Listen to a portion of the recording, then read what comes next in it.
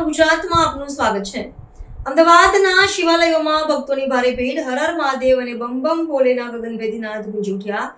રુદ્રેશ્વર મહાદેવ મંદિરથી એક વિશાળ શોભાયાત્રાનું પણ કરાયું આવ્યું છે। અમદાવાદના દદુ સેવા ટ્રસ્ટ અને રાજ્ય બહારના યુવા સંગઠન દ્વારા મહાશિવરાત્રી પર અમરાઈવાડીના રુદ્રેશ્વર મહાદેવ મંદિરથી એક વિશાળ શોભાયાત્રાનું આયોજન કરવામાં આવ્યું હતું। આ શોભાયાત્રાનું નેતૃત્વ ચૌહાણ પરિવાર અને રાજ્ય બહારના યુવા સંગઠનના યુવા પ્રમુખ તેજેન્દ્ર જંગીસિંહ ચૌહાણે કર્યું હતું, જેમાં હજારો ભક્તોએ ભાગ લીધો હતો। દેવોના દેવ મહાદેવની આરાધનાના પવિત્ર દિવસે સમગ્ર અમદાવાદ શહેર શિવમય બની ગયું છે।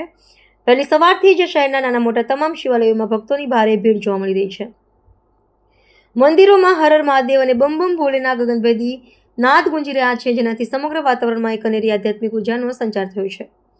આજે વહેલી સવારથી જ ભક્તો દર્શન માટે કતારબદ્ધ જોવા મળ્યા હતા। ભક્તોમાં મહાદેવના દર્શન કરવા માટે અનેરો ઉત્સાહ જોવા મળી રહ્યો છે। શિવભક્તો જલાભિષેક, દુગ્ધાભિષેક અને બિલીપત્ર ચડાવીને ભોળાનાથને પ્રસન્ન કરી રહ્યા છે। શ્રદ્ધાળુઓની સુરક્ષા અને સુવિધા માટે મંદિર પ્રશાસન દ્વારા ચુસ્ત બંદોબસ્ત પણ કરવામાં આવ્યો છે। નમસ્કાર, આપ બધા ચેનલના વ્યુઅર્સને આજના પાવન અવસર મહાશિવરાત્રિની હાર્દિક શુભકામનાઓ।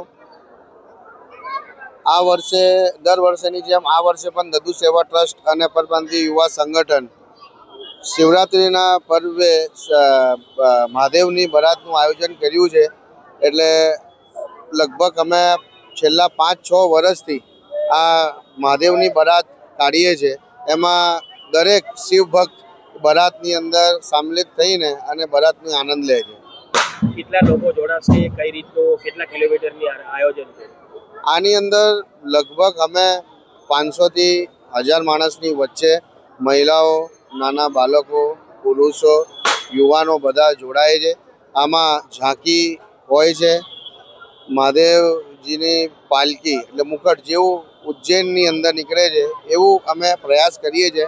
નાના સ્તરે એવું કાઢીએ અને આખા વિસ્તારમાં નવા હિન્દુત્વની ભાવના પેદા થાય એવું કરીએ છીએ। ક્યાં સુધી જાય છે આ યાત્રા?